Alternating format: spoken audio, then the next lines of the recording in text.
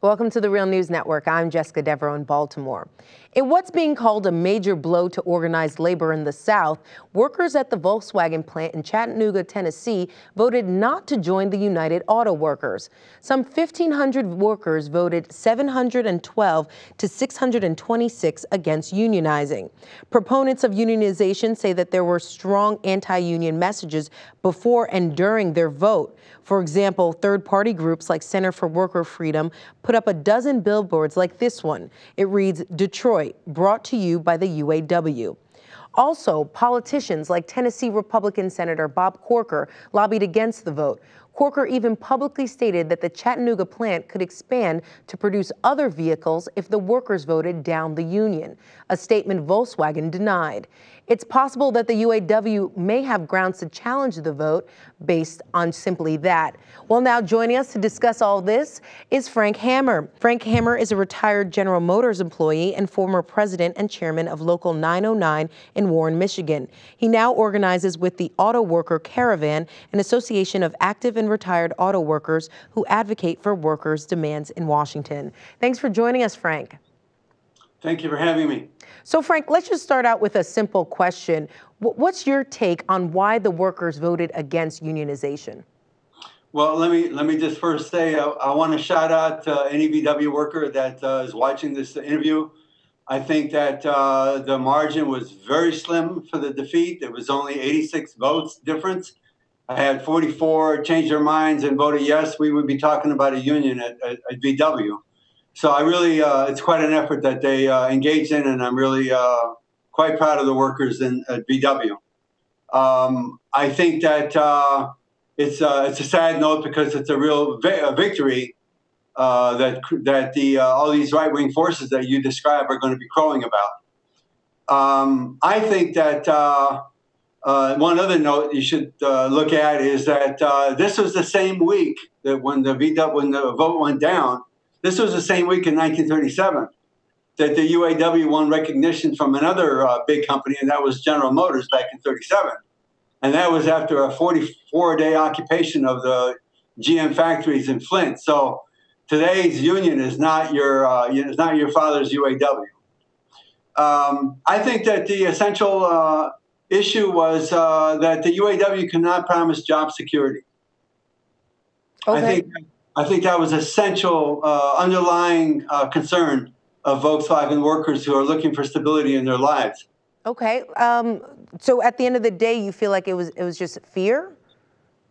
Well, I think there's an element of fear about what would unionization mean, and looking at the North, and the reactionaries made a big deal of saying that, oh, the UAW was responsible for Detroit.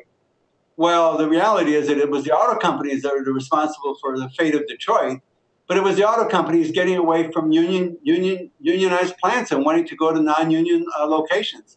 So why do we have VW not in Michigan but in Tennessee? Because they're looking for a non-union environment. And workers are fully cognizant of that if they organize and want representation on the shop floor, that the companies want to retaliate and say, well, we'll go to a non-union location. Okay. Let's discuss further the forces at play around the vote. Volkswagen agreed not to oppose the unionizing drive, but many anti-union forces were active in and around the plant. But for you, Frank, I know you just have a better background of what it's like for unions to organize and attempt to organize factories. What do you feel like was the weakness here for the UAW in attempting to organize Chattanooga? Well, from everything, all the contacts that I've had, things that I've read, and so on, it seems that the very basic premise of the neutrality agreement that was drawn together by the UAW and Volkswagen was sort of fatally flawed.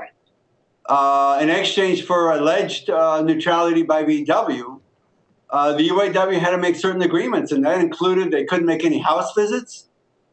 They couldn't publicly criticize VW. The UAW actually made an agreement, and I want to read it. It's a quote, that they would maintain and where possible enhance the cost advantages and other competitive advantages that VW enjoys relative to its competitors.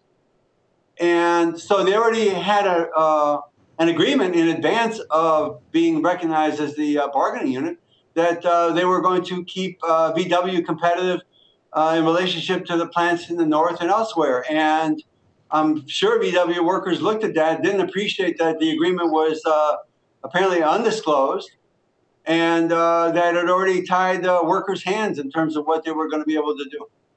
Frank, what will be the impact on the prospects of further unionizing in the South? Essentially, what's the next step here for the UAW?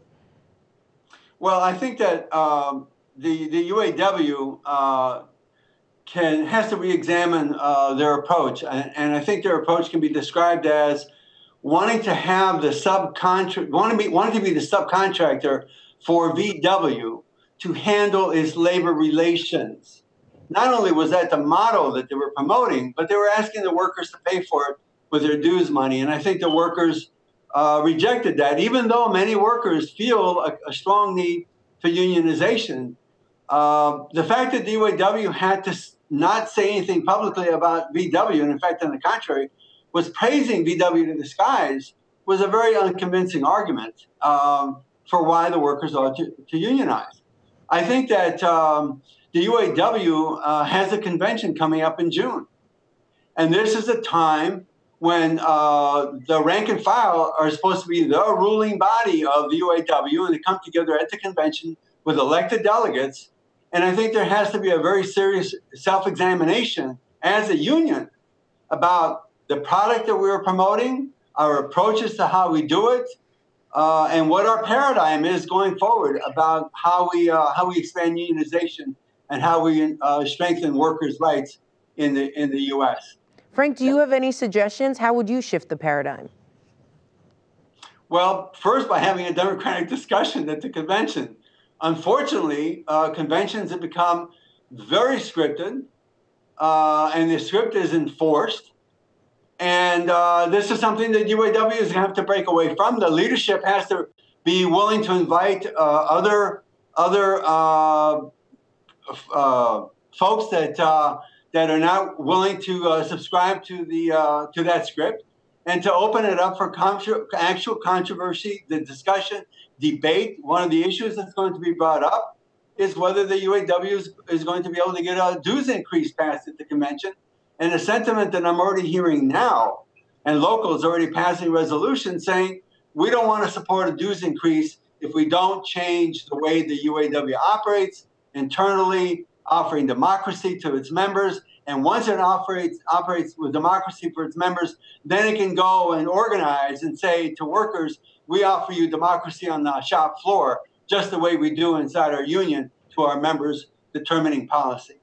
All right, Frank Hammer, thank you so much for joining us. Thank you very much, Jessica. And thank you for joining us on the Real News Network.